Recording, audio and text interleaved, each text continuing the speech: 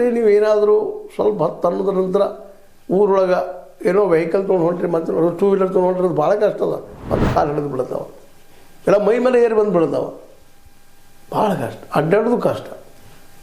ಒಂದು ನಾಯಿದು ಇನ್ನೊಂದು ನಾಯಿ ಮತ್ತೊಂದು ನಾಯಿ ಬಂದಿರ್ತದೆ. ಯಾಕೆ ನಾಯಿಗಳು ಅಲ್ಲಿ ಅವುಗಳ ಮಿನಿಮಮ್ ಒಂದು 8-10 ವರ್ಷ ಉತ್ತರ ಆಯುಷ್ಯ ಇರ್ತದೆ. ಹಾಗೆ ಬೆಳೀತಾ ಬೆಳೀತಾ ಹೋಗ್ತಾ ಇರ್ತಾವೆ. ಓಣಿಯಲ್ಲಿ ಸಾಕಷ್ಟು ನಾಯಿಗಳು ಎಲ್ಲ ನೆಲೆಗಟ್ಟಿನಲ್ಲ. ಇವತ್ತೇ ನಮ್ಮ ಸುಪ್ರೀಂ ಕೋರ್ಟ್ ಹೇಳಿದಲ್ಲ, ಇದು ಭಾಳ ಮಹತ್ವದ. ಇವುಗಳು ಎಲ್ಲಿ ಬಿಡಬೇಕು ಅನ್ನೋದು ಸಹಿತ ಮತ್ತು ಪರಿಹಾರ ಹುಡುಕಿ ಕೊಟ್ಟರೆ ಭಾಳ ಉತ್ತಮ.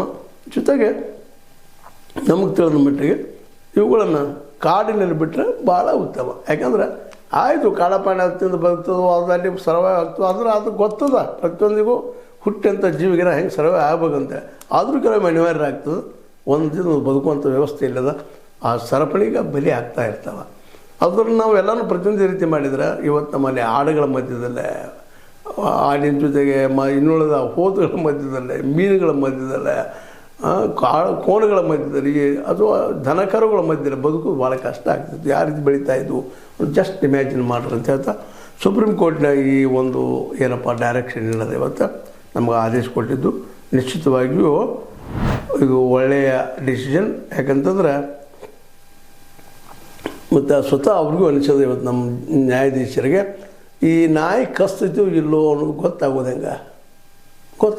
ಅದಕ್ಕಾಗಿ ಅವ್ರು ಸುಮ್ಮನೆ ದೂರ ಮಾಡಿಬಿಟ್ರಿ ಅನ್ನುವಂಥ ಸಿಂಪಲ್ ಲಾಜಿಕ್ ಇಡುಬಿ ಮಾಡ್ಯಾರ. ಆದೇಶ ಮಾಡಿದರೆ ನಾಯಿಗಳಿಂದ ತುರ್ತು ನಾವು ಬಚಾವ್ ಆಗ್ಬೋದೇನೋ ಅಲ್ವಾ?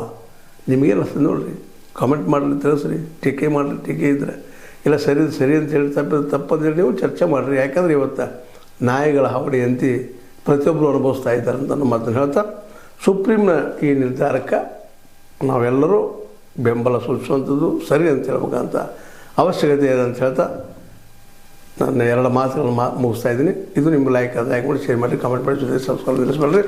H16 ನ್ಯೂಸ್ ಅರ್ಥ ಸಿದ್ದರಾಮಯ್ಯ ಸತ್ಯ ಕೈಗೊಂಡು ವಂದನೆಗಳು.